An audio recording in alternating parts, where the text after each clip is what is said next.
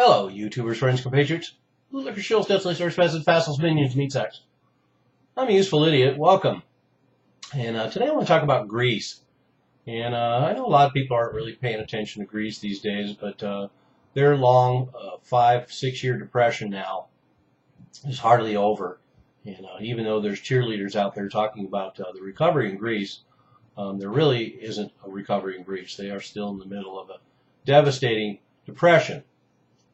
And they have a 27% overall unemployment rate, 65% I believe for youth now, and they're continuing to have a fire sale of private assets and trying to get themselves bailed out of this economic quagmire.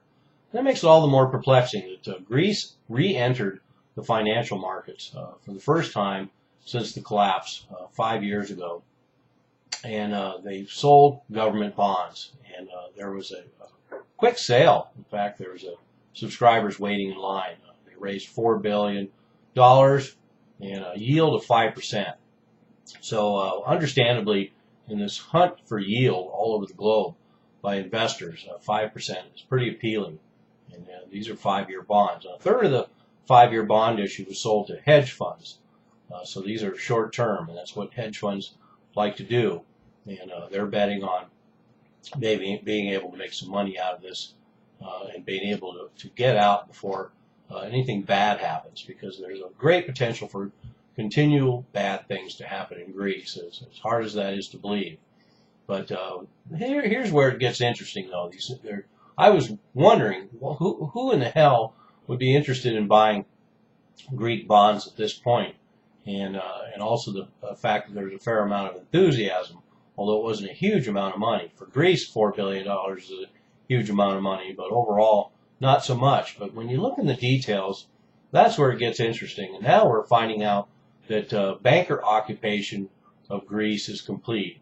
Because not only is all the suffering that Greece is going through right now, is all to make sure that the bankers get paid off. All the austerity that Greece is going through right now is to make sure that banks get paid off. And all the creditors get paid off, and to solve that problem, Greece takes on another 240 billion euros of debt. And this is how we solve problems in the modern world. We've solved debt with problems with more debt. But let's get back to these details that show that banker occupation of Greece is complete, because it turns out there's unprecedented legal and financial terms, particularly for a developed European nation. These are more of the kind of terms you're used to seeing in emerging developing nations.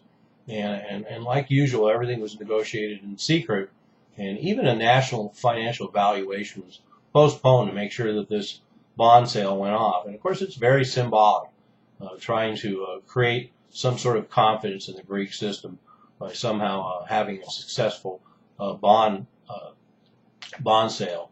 So the agreement contains two particularly disturbing points. One is it contains a stipulation known as haripasu, which gives institutional lenders like Goldman Sachs parity with the legal rights of European nations.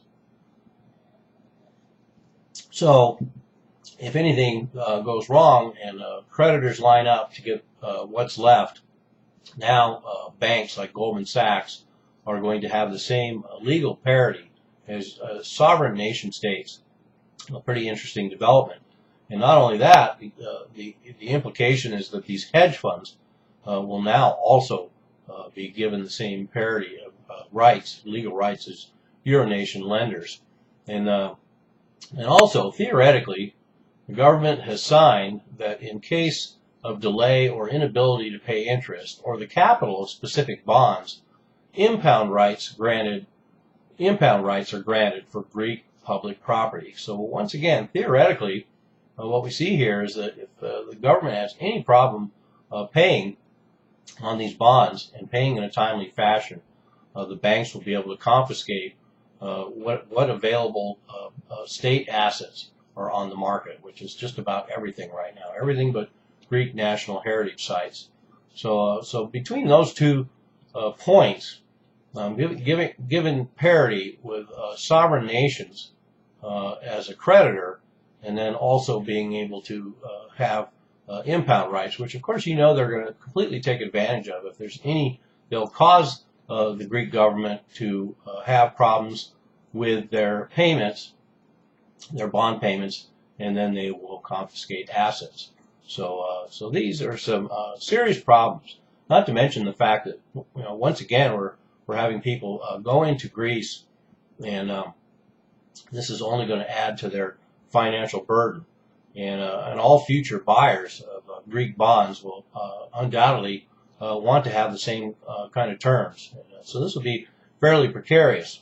And this also comes at an interesting time, because not only that, we have Greece just qualifying for the latest tranche last month of Eurozone bailout funds, ECB bailout funds.